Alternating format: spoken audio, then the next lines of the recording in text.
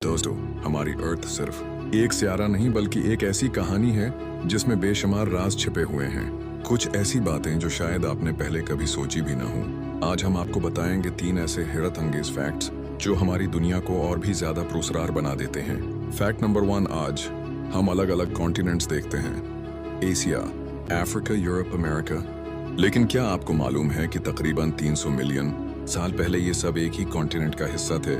इस कॉन्टिनेंट को कहा जाता था पंजिया। सोचिए, उस वक्त ना कोई बॉर्डर्स थे और ना ही अलग अलग कंट्रीज, बस एक बहुत बड़ा जमीन का टुकड़ा जो पूरी दुनिया को जोड़ रहा था। साइंसदानों के मुताबिक वक्त के साथ साथ जमीन हिलती रही और टेक्टोनिक प्लेट्स की मूवमेंट की वजह से ये टूट गई और आज के कॉन्टिनेंट्स वजूद में आ गए। लेकिन ये सोचना ही हैरान कुन है कि कभी पूरी दुनिया वाकई एक थी।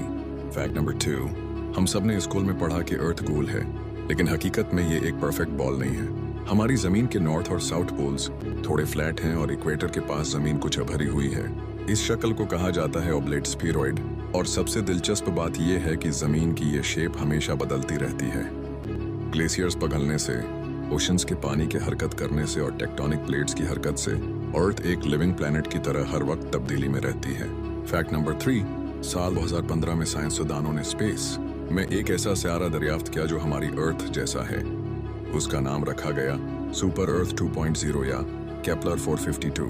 ये सियारा एक स्टार के गिर्द घूमता है, बिल्कुल ऐसे ही जैसे हमारी जमीन सूरज के गिर्द घूमती है।